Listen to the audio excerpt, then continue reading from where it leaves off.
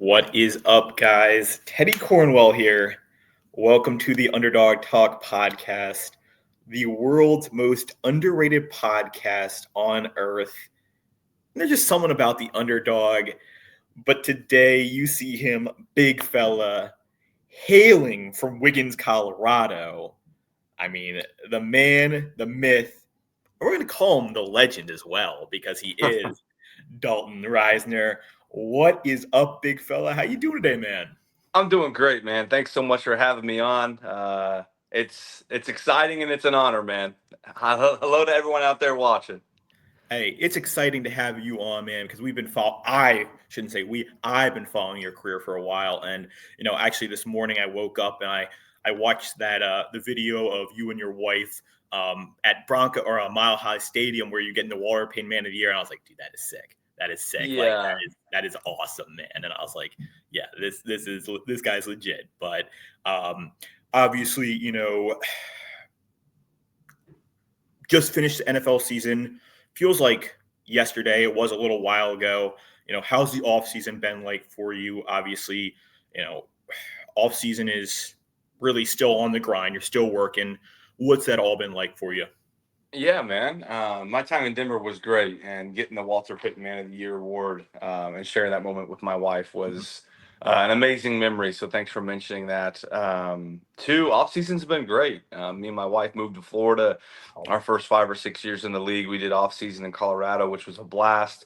Mhm. But now we do off season out here in Florida, so I really enjoyed that. It's a lot of working out. It's a lot of enjoying time with friends and family, refreshing that mind, refreshing that body, getting ready for another NFL season.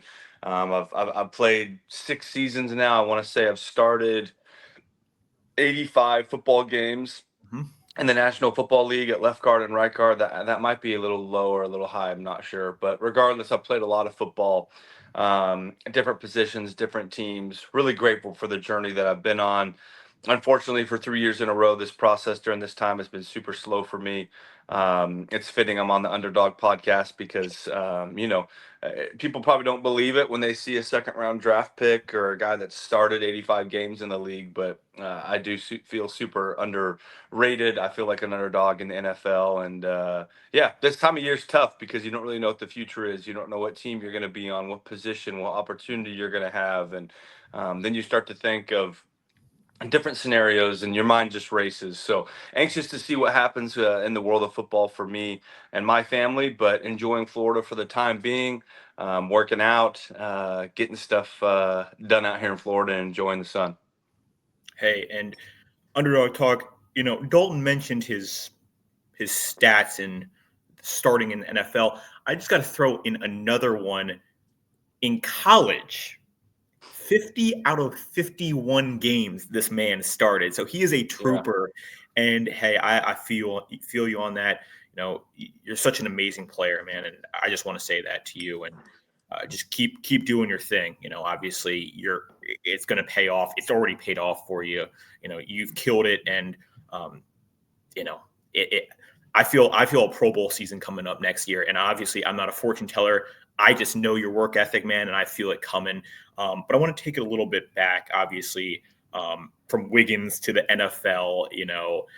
Growing up in a small town like Wiggins, Colorado, did you ever imagine playing in the NFL, man? I gotta ask. Yeah, well, first off, I appreciate all your kind words, man. That's super kind of you. Coming from Wiggins, Colorado, I come from a family that really didn't have much. I mean, we got Christmas presents dropped off on our steps. We just we had it rough. My parents had 5 kids early, had 5 kids all underneath the age of like 6 or 7 years old. We're living out of a trailer park.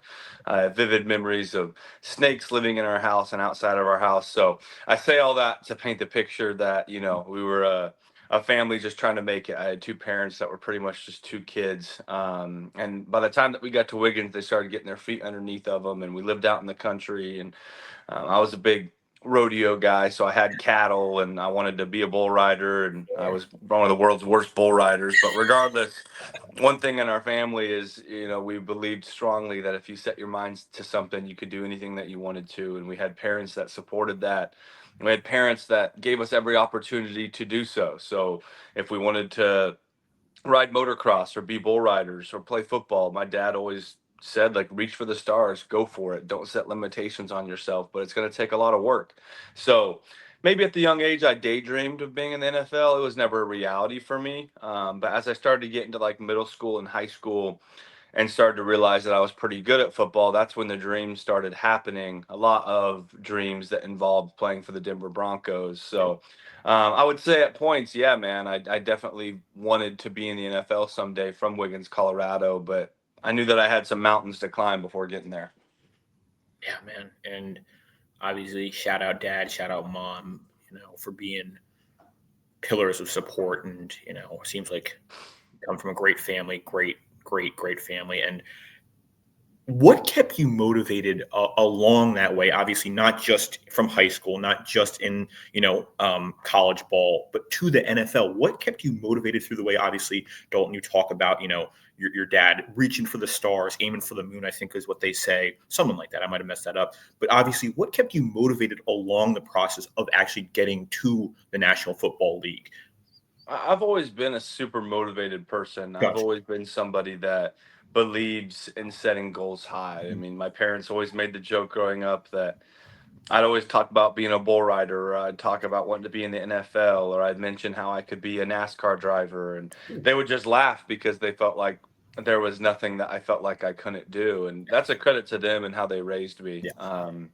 So when it came to the NFL, I had to take it one step at a time. I had a Mhm. dad and a mom that supported me, like I said, but at the same time, they did a great job of letting me realize that that stuff takes years and years of Mhm. work. And for the time being, it was just me focusing on college. I mean, focusing on high school Yep. and playing a good high school game and having a good high school season, putting together high school tape, calling college coaches, sending tape to college coaches, and then let me have a good junior year.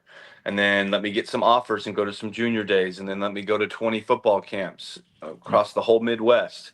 And then senior year, let's see if we can commit. And it's just a step by step process. So to stay motivated, stay on track, with anything in life, we have to be able to take it one step at a time. We live in a world where instant gratification and wanting things right away is what this world has been made on, I feel like, the last 5 to 10 years. And that's just not how successful things go down. I mean, yeah, sometimes a business can, you know, go viral or pop up overnight, or maybe a few things here and there, some one off situations where you can have instant success, but that's not really how the real world works. Yeah, 100%. And as they say, Dalton, Rome was not built in a day, and I don't know how long it actually was took to build, but it was not in a day, like you mentioned. Now, we've had NFL players on the podcast, and they talk about adapting from college ball to the NFL. What were some of the biggest challenges, or transitioning from college football to the NFL? Whenever I got to college, man, it was a huge wake up call for Mhm. me. Just because, coming from a school like Wiggins, which is a 1A football program, the lowest classification of 11 man you can get, 17 guys in my football team. I was the biggest, I was the baddest, and it was not easy, but it was kind of easy at the same time in Mhm. high school. And then I get to college and I'm going against some of the best in the country. And that was a huge wake up call and a huge transition for me, a transition that I almost gave up on football because of. And I had a long journey at Kansas State. It started with me being behind everybody and the slowest and out of shape and off with my technique and just not ready to play Division I Big 12 football, to being in my fifth year, being I want to say a 4 year starter, a 3 year captain, a guy that really, relish myself in the program at Kansas State. So for me, with the work and the grind I went through at Kansas State, the transition from college ball to NFL ball was easier than the transition from high school to college ball, and that was just for me. I'd been in college for so long. I had played so many, over 50 football games against great football players, especially my senior year, going up against guys like Montez Sweat and Andrew Billings. And I mean, I was going against guys that, were NFL prospects and top of the line prospects as well. And that transition to NFL was tough. And the NFL, it's the best of the best. And the speed of the game is quicker, and I can't put people in the dirt like I was able to in college. There's definitely a lot of differences, and it's a hard transition, but not quite as much as the high school to college. And you talked about being in college and not giving up, but having the doubts. And I think that speaks to you as a person that you didn't, quit. What did you learn about yourself kind of in those moments of doubt? Obviously, I'm sure it strengthened you as a human being and made you mentally tougher. What did you learn about yourself in those moments, Dalton? Well, that's where anyone in this world learns the most about who they are. You Yeah. don't learn anything about yourself, Teddy, when the Underdog podcast goes viral and everybody loves you and everything's going great in your life. When Yeah. we learn the most about who we are and the most about people around us, it's when we're going through it. And all of us have a story. If I've learned anything in my 30 years of life, it's that every single person has a story. And someone might look at my story and say, "No, you played 5 years at Kansas State, come from Wiggins, second round draft pick. Your life is perfect, man." Like, no, I've had some ups and downs. And while I was at Kansas State, in that first year, I was last in workouts, and I was on time to everything, and I was responsible. But I got very uncomfortable because I just had never been pushed. Like I had worked hard in high school. Don't get me wrong. I got Yeah. scholarship offers. I went to 20 camps this summer. I did a lot of hard things, but Kansas State was a whole new level, man. They run a blue collar program up Yeah. there, and it's no joke. And they pushed me to boundaries that I've never been pushed to. And those are the places where you find out a lot about yourself. And Mhm. the cool thing is I find out that I had a lot of willpower. I found out that I had a lot of work ethic. I found out that when push comes to shove, I'm going to push the extra mile. I'm not going to let my teammates down. I'm not going to let people down around me. I'm going to go that extra mile whenever things get tough. So I love those times. I Yeah. wouldn't trade those times for anything. They're some of the hardest times of my life, being away from home and having school and having to handle all my stuff on my own for the first time, bills and bank accounts and the whole deal, the whole 9 yards. And this isn't with NIL, so I'm living paycheck to paycheck, getting my school paid for, yes, and my, having a scholarship, but still living paycheck to paycheck. And yeah, those are the times that made me, to the point where when I got to the NFL, when I got put in a corner or backed in a corner in a tough situation, like, man, this is nothing. I've been Yeah. through this before. I'm war ready. I'm persevered. And even my 6 years in the NFL thus far, I've been able to persevere through so much of the ups and downs of football life and off the field life that I just feel like I continue to grow in those times. And I'd be remiss if I don't mention that I'm a huge Jesus Christ guy, huge God guy, to the point where that's truly what gets me through. And that's truly what molds me. And that's truly who I am through a lot of that. Yeah.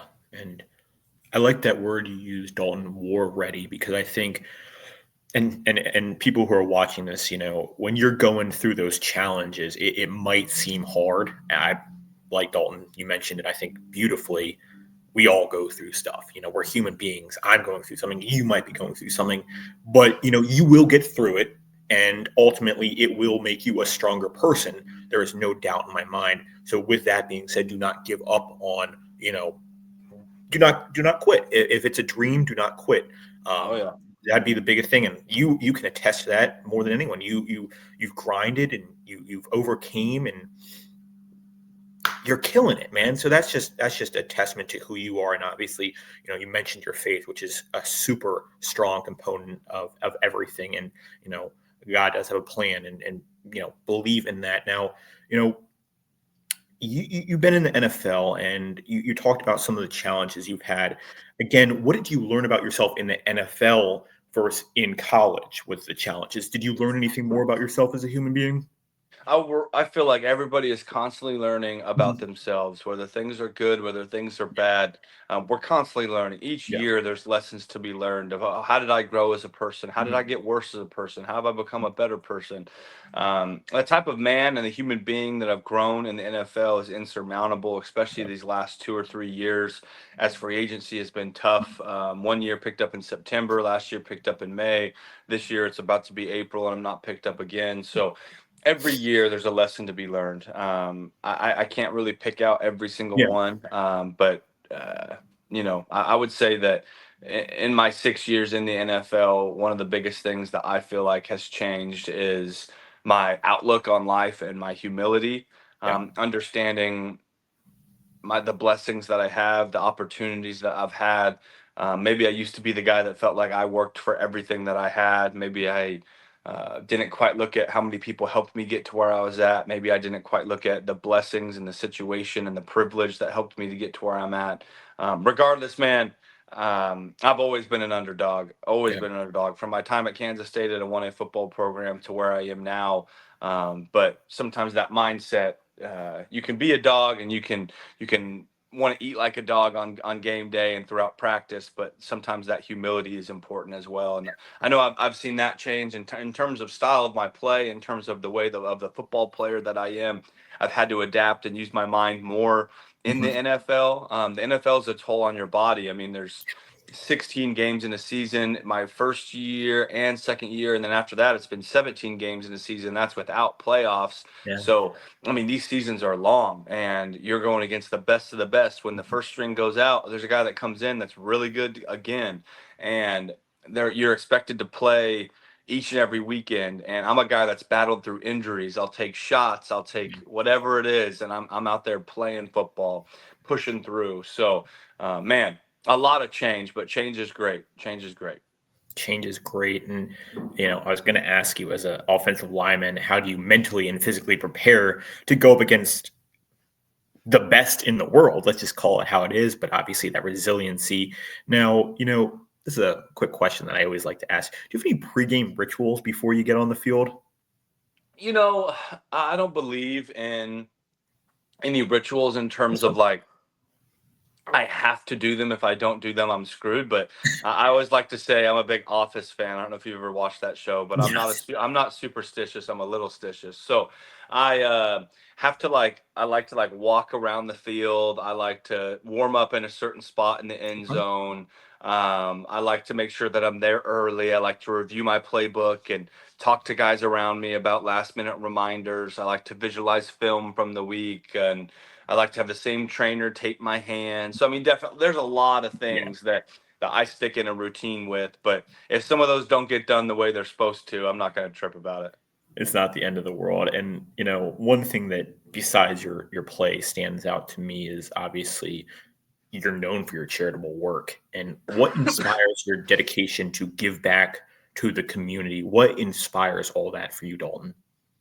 I would just say that football is an amazing sport, and I love the platform and the opportunity that football has given me ever since being in high school. For Mhm. 4 years in high school, 5 years in college, 6 years in the NFL. So for the last 15 years of my life, football has put me up on a pedestal and allowed me to be a role model to so many people watching, whether it be men and women older than me, my age, or younger than me at the times.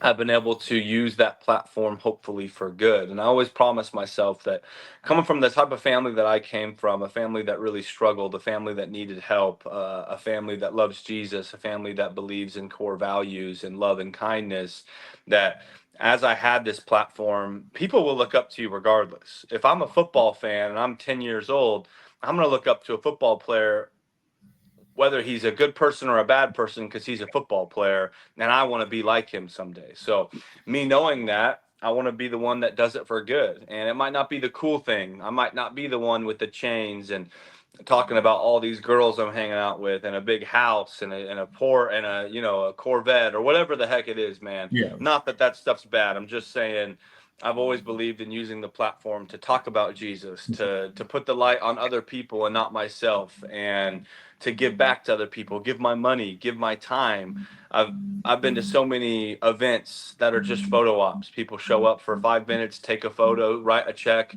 make sure they're in the newspaper and leave. I've done so many things opposite of that. I believe in the time aspect and signing autograph for every single kid that's there and taking a picture with them and their family. And man, I can't even begin to think about the amount of hours I've given to other people throughout my NFL career, whether it be events, functions, whether it be kids seeing me before and after games, or me being out on the town and someone recognizing me. And I'm always going to take time for people because I'm just a person too. And a lot of times people look at football players and professional athletes of any stature, to be honest, and they don't think they're human. And then you meet one and you're like, man, he's just a guy. Like, he's just like me. Well, that's the truth of it. We're all just like that. I don't care. Name anybody in the world, our president, you could name any single person of status, And we're all people, man. We all have a story. We all in this world in 2025 want to make it look like our lives are perfect. That's the world of social media. How perfect can we make our lives look? And let's not let anyone know that we're going through it. And I'm going off on a tangent, but No, regardless, I'm here for I have a lot of passion towards being the real you. I'm always it. going to be myself. I'm not going to change myself for anybody. And I'm going to give back to people because no matter how good people want to make their lives look, I know each and every person's battling with something, whatever it Mhm. may be, big, little, small, I don't care. The way we treat people is really important. I come from a family where my mom battles with mental health and addiction, and my parents are divorced because of it. I've dealt with suicide in my family. I mean, this world is a tough place, and the money, the fame, everyone chases that. They think that's what they want until you have a check hit your account, until you have thousands of followers, and you realize when you wake up you're still Dalton Risner, and that stuff doesn't matter. Oh wait, I thought the money was going to make my life perfect. Or oh wait, I thought having thousands of followers and people wanting my autograph and wanting my picture was going to make me feel like I'm enough. Oh wait, it doesn't. So what matters? Well, what matters is who we are and how our cup is filled. And that's people around us. That's a belief in something bigger than ourselves. Um, so with all of that encompassing, I would be darned if I would have spent my time playing football the last 15 years just thinking about myself and money and fame. Because when that day comes that it's over, which could be right now or it could be in 5 years, then I'd have nothing. I think I had everything, but those trophies on the wall would collect dust. No one would want my autograph anymore. No one would care about who I am in 10 years. Let's be honest, I'm not Tom Brady. In 10 years, isn't nobody going to care about Dalton Risner or who I was as a football player. Maybe I'll meet an occasional person that was a fan, but that's it. So I knew that when that day came, I wanted to be able to look back and say I gave Everything. all of it towards Mhm. to other people. I didn't want the light on myself, and I feel like I've done that, which is pretty cool. And I listened to every word you said, and man, that was powerful. And I think your name will be remembered for years to come, not only due to your outstanding play, which will continue, but what you've done. I think your legacy is more than football. I think it's what you've given back to the community, what you've meant to so many people, how many people you've helped, the role model leader you are. So never forget that you are um, truly one of one, Dalton. And I am honored to be talking with you. And anyone who's watching, this is a powerful podcast because you just touched on everything, and it's been an honor to hear you and hear your resilience and hear your powerful words, and obviously give thanks to Jesus Christ for everything. Um, wow, that was really powerful, and I think your legacy is going to be more than just football. And I say that in the best way because you, Walter Payton Man of the Year, you've given so much to the community. You're truly a hero in the community. So never forget that. Now, Thanks, man. I appreciate that. yeah, and obviously, how do you handle the pressure of the NFL? Because let's be real, there's pressure in the NFL, and you talked about it, in the off season, not knowing where you might play. And how do you handle the pressure? Obviously, you talked about your faith. You have an amazing support system in your wife. But how else do you handle the pressure and just kind of being you and doing your thing? Yeah, there's so much pressure, man. Yeah, Everyone handles it differently. There's a lot of anxiety and pressure involved. I used yeah, to be somebody that had social media in my first few years, and I looked into so much. I care about people, and I looked in so much to what people were saying. And I remember I had Mike Munchak, like a Hall of Fame gold jacket player and coach, and he would come up to me and tell me like I had a rough game, and then fans and everyone would be saying how great I played. And I'm like, that's weird. And then there'd be games where he'd tell me I just played one of my best games as a rookie in the NFL. And then fans would be saying that I played awful and to cut me and all these things. And I figured out early on that the NFL was cutthroat because so many people bet on these games. So many people feel like they're a part of the team just as much as yeah. you because they're big fans. And I figured out early on I was going to have to get rid of that part of my life to where I cared so much about what other people thought. And I need to really focus in on who says what and how much they matter in my life. So all that social media need to be gone. I need to focus on what my coaches were saying, my wife, my girlfriend at the time. So regardless, I at that time kind of shut all of that out. But in my whole football career, I've always been somebody that on game day I get nervous, man. And it's nerves because I want to perform for myself, my team. I want to perform for my wife. I want to perform for the coaches and the general managers that believed in me. You're going against the best of the best, and offensive line's a tough position. It's a position where I could block my guy 50 times in pass protection, but it be 3rd and 10 or 3rd and goal, and I give up a sack to win the football game, and the whole world is going to eat me alive, and I'm one of the worst players there are. Cut me, get rid of him. He's the worst for one play. That's the job I live. That's the job that I do. And defensive line's the opposite. They could get worked and not get any pressure all game, but they could get the one pressure that mattered, and it could be huge for them. So that anxiety that I carry as an offensive lineman is tough because if you're noticed, it's probably because you're doing something wrong. But I take pride in that, man. I think I'd have to go look up the stats, but in my 6 years, I want to say I've only given up eight or nine sacks, and I've only had like 5 penalties. So 85 games. I don't know what the math would be, but yeah, it's been a heck of a ride. Hopefully, we got a couple more years left in us. But the anxiety and the pressure in the NFL, man, it gets high. But you got to be able to remain Yeah. focused and think about why are you anxious. If you're anxious because you're worried about what other people think, let that anxiety go. A little bit of nerves are great because you want to perform at a high level, but I found two or three things for me. One, leaning on people like my wife and Jesus and giving it back to them and realizing that I'm more than a football player and I'm more than just a football game. That's been one of the biggest things that I've grown in. And then two, the way that I practice, the way that I perform, the way that I fuel my body and take care of my body all takes stress and anxiety off of me as I prepare for a big game, and it makes that anxiety and pressure go away because I feel like I'm prepared at such a high level, and I know that no matter what, I can say that I left it all out there. There's nothing to regret. So between those two things, that's kind of helped me as it goes on. And the more you play a game, the older you get, the more of a vet of a game that you become. That pressure and anxiety starts to slip away. You start to see things through a better lens.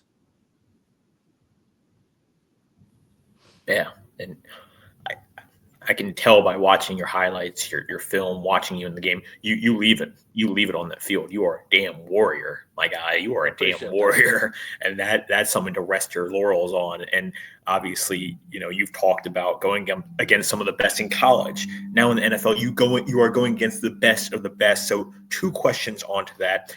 Who's one of the hardest defensive players you've had to block, and then who is your dream defensive player to go head on head with? It could be past or present as well. One thing that the world, I don't know if I believe them, but one thing the world says that I'm really good at is pass protecting.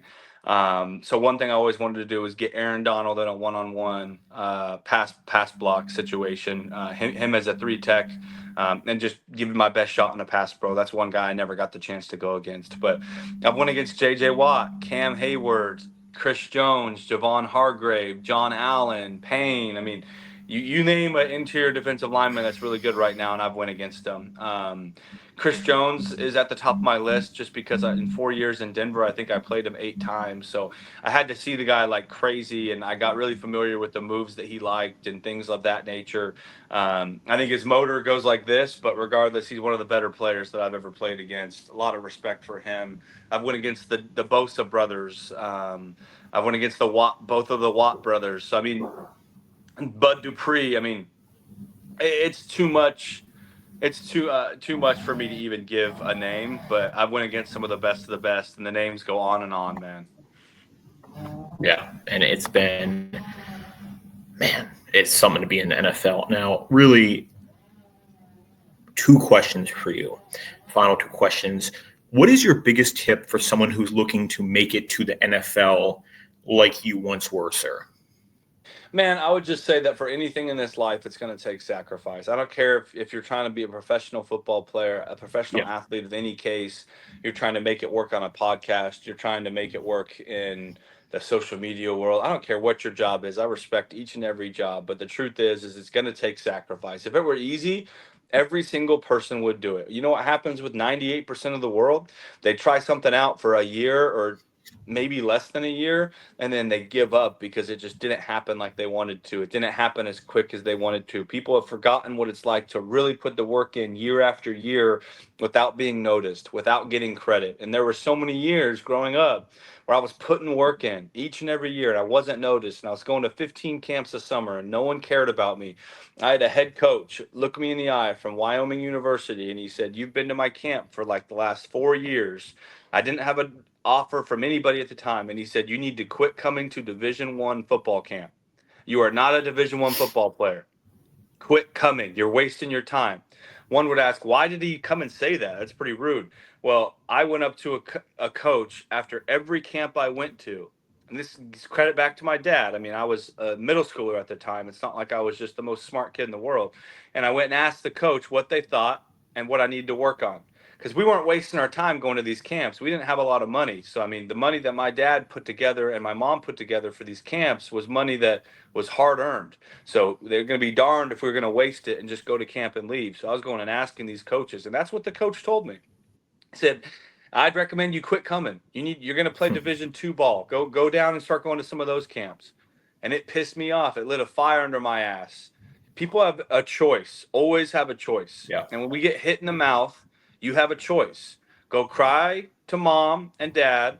Go cry to your wife. Go cry to people around you and say, "It's too hard. I put so much work and they don't believe in me and I'm done. I'm tired of this and I'm done. They're right. Everyone's right. I'm not good enough." And give up. Or make excuses for yourself and be the guy the rest of your life that just makes excuses. Or two, put your head down, put your hand down, rub some dirt on it, and grit your teeth and put your mouthpiece in and go to work. And I was at that same university 1 year later, and I worked my ass off. I gained weight, I lifted, I went through hell, and mentally I went through hell. That same Division I football coach extended his arm, shook my hand, and gave me a full ride scholarship to the University of Wyoming. So it sends chills down my back to this day, but it's a testament to we'll keep it clean on the podcast, but I'm not going to let anyone tell me no. Like, you're not going to tell me I can't do something. I dare someone to come tell me I can't do something. You're going to light a fire underneath my ass. And I'm going to go freaking prove to you that I can do it. So I won't get too amped up. I don't got a football game today. But I would just tell anybody that people are going to doubt your ass. People are going to doubt your ass no matter what you do, because no one wants you to be different. No one wants you to be outside the box. If people are trying to pull you down, it's most likely because you're doing something right. If people are trying to pull you down, one, separate from them because they don't want to see you be great. When you put 15 crabs in a bucket, those crabs will slowly crawl out of the bucket. But what do the other crabs do? They pull the other crabs back down in the bucket. They don't do it inherently because they don't want each other to be great, but that's how I envision life. We're all just trying to get out of the bucket. We're all just trying to get out of the bucket and be somebody and leave a legacy and do something different. And people are trying to pull us down. So if people are trying to pull you down and tell you no, most likely it's because you're doing something great. It's you're doing something special. And stuff like that takes time. So you're going to have to sacrifice. You're going to have to go through hell. It's going to make it so much sweeter whenever things work out. And everyone's version of work out is different. At this point in my career, I wanted to be a 6-time Pro Bowler, all pro, and have a huge contract. That doesn't mean I'm a failure. I mean, I've started 6 years in the league, 85 plus games, multiple positions, multiple organizations. I'm from Wiggins, Colorado. So it's also about perspective. This world, sometimes we have everything I just talked about and not being told no and working towards a goal. All that's great. But then also what's important is perspective. Is you don't need millions and millions, or you don't need, to be the most famous person, whatever. Try to have some perspective about how far you've come as well. And those two things, keep your mind right, treat people the right way around you. And for me, it's put Jesus first. Man, it's like 3 or 4 things. If you do those, man, you're a kid out there listening, or anybody out there listening, man, you follow that, I think you'll find yourself in a good spot. Damn. Has anyone ever told you should be a motivational speaker? Am I the first person to tell you that? Yeah, I've had a few people tell me before, man. Maybe it's in my future. And hey, maybe it's post NFL right now. You got some big things ahead of you, but hey, maybe that's something for you. And now, an honor, privilege. Before we go, the floor is yours. Obviously, I know you work with so many charities. Which charities are you working with now that we can support and maybe we can donate to? Oh man, I really appreciate that. My foundation is called the Rise and Up Foundation. It's a nonprofit I created 6 years ago. We don't do any huge fundraising supports. Our only fundraising is online. And to be honest, I'm the sole person that donates to the Rise and Up Foundation. So any donations to the foundation, we're constantly doing work. I'm about to write a $8,000 check to the Special Olympics of Kansas and Camp Hope. Special Olympics is for people with intellectual disabilities. Camp Hope is for kids that are fighting cancer. Two of our biggest partners for sure. And I'm about to go out to Kansas here in April and do a whole week tour of seeing kids that have battled or in remission or are battling cancer. So we go out there, we pay for their meals, we take them to theme parks. We have a great time all week. We end the week with a golf tournament where we're golfing and raising money for Camp Hope. So, man, the Rise and Up Foundation socials, Instagram, Facebook, Twitter, we're constantly at work. We're constantly doing things for other people. So any money given to the foundation goes straight back to work for those people. But at the same time, I'd never ask for anybody's money, man. I'm blessed. The foundation's doing great. I'm doing great. So if people just want to follow the socials, that'd be great. I'm also cooking, man. In my free time, I've been whipping up some cooking TikTok. So if you want to follow me on TikTok, go check me out, Teddy. Okay. Okay, I'll follow you, and all those links will be in the bio. And first 10 people to donate to the foundation, send me a screenshot. We'll get you something out. I myself will be donating as well.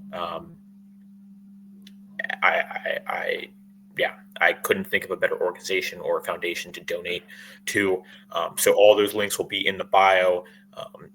Dalton's TikTok with him cooking will also be in the bio, and we're also going to plug some highlights in. We're also going to plug some highlights into that bio as well, guys. Please don't forget to follow Dalton Risner on Instagram. Again, his Instagram will be in the link. All his foundation and his cooking channel, which I really am looking forward to watching after this. Dalton, from the bottom of my heart, thank you so much for taking your time to come on the podcast and. Truly one of my favorite podcasts I've ever done. You're a powerful individual, and you have so much going for you, and you truly are a special human being. So thank you for taking the time to come on the podcast. I truly appreciate it. No problem, Teddy. I appreciate you reaching out, man. I respect the grind. You keep doing your thing. You have my cell phone number, so feel free to stay in touch, man. It was awesome to be on here, awesome to chat, and I hope everyone enjoyed it. If anyone has any questions, feel free to shoot me a message. Yes, sir. And guys, don't forget to like, comment, and subscribe on this video. Until next time, the big fella and the underdog out.